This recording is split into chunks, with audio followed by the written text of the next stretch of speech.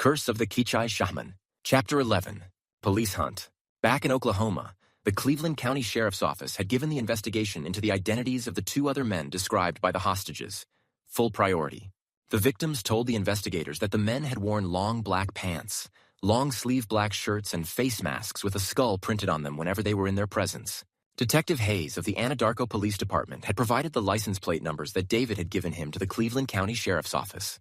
Detective Elm, who was assigned the case, found that the red Toyota was registered to Ethan Carrico and the Subaru was registered to Richard Nergal. Ethan's address was 309 Duffy Road in Slaughterville. This was the house where they found the kidnapping victims. They found that Richard's address was 103 East Acres Street in Norman, Oklahoma, about a 20-minute drive from the kidnapping house in Slaughterville. Detective Elm then dispatched Deputy Loudermill and Deputy Coslow to Richard's house in Norman, the day after the kidnapping victims were rescued. It was a 2-minute drive from the sheriff's office, which was also in Norman. There were no cars in the driveway and nobody answered the door.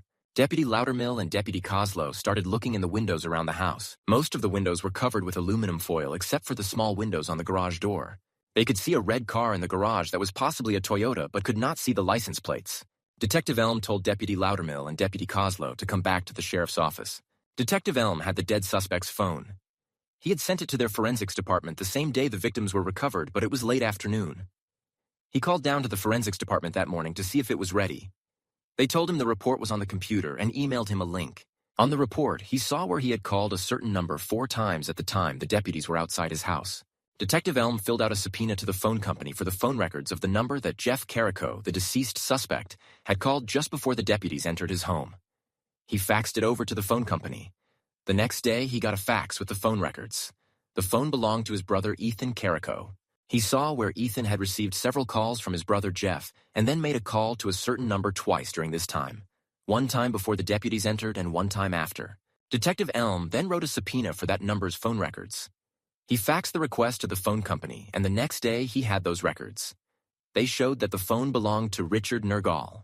Detective Elm thought that he had enough probable cause evidence to apply for a search warrant for Richard Nergal's residence on 103 East Acres Street. He filled out a search warrant request to search the residence of Richard Nergal at 103 East Acres Street. For evidence of Ethan Carrico's whereabouts, he attached copies of the phone records showing where his deceased brother Jeff had called Ethan the day of the incident. He attached copies of Ethan's car registration showing that he owned a red Toyota registered to the same address as the crime scene. He attached copies of the phone records showing that Ethan had called Richard around the same time, and then attached the report by Deputy Loudermill that they observed a red car that could be a Toyota in the garage at Richard's address where nobody was answering the door. He drove over to the courthouse and presented the request with attached evidence to Judge Hunsucker, and she signed the warrant. He then returned to the sheriff's office and got Deputy Loudermill and Deputy Coslow. They drove just down the block to Richard's house there in Norman. Deputy Loudermill called for backup. Deputy Loudermill and Deputy Coslow approached the house once backup had arrived and knocked on the door but got no answer. Deputy Loudermill forced the door open with one kick. They went room to room and cleared the house to find nobody present at the residence. Detective Elm entered and they started their search. It looked like someone had left in a hurry. Closet doors were open and drawers pulled out. The safe was open and empty except for a few empty boxes of 9mm automatic pistol cartridges. In the garage, they found Ethan Carrico's car, which was a 2007 Toyota Corolla. All over the walls of the house were paintings of ancient Egyptian and Assyrian gods, paintings of ancient temples and paintings with hieroglyphics and magic symbols on them. They did a thorough search but found no evidence of where they could have gone. Back at the sheriff's office, Detective Elm put out a notice to be on the lookout for a black Subaru BRZ with a license plate number of QTR5J7.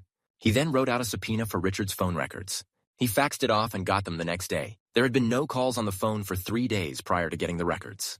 The last number he called was investigated, and it turned out to be a burner phone sold in Corte Madera, California. Before that were just calls to the Carrico brothers. Ethan's phone records were rechecked, and all calls had ceased on it about the same time as Richard's calls had stopped. The trail to Ethan and Richard's whereabouts had gone cold in Oklahoma. Detective Elm called the Central Marin Police Authority and talked to a detective at the department. He told him about the kidnapping of the 3 young women and how one suspect was killed, but 2 had fled, and the only lead they had was to a burner phone that was bought in Corte Madera. He gave them the license plate number and make of Richard's car and asked that they be on the lookout for it.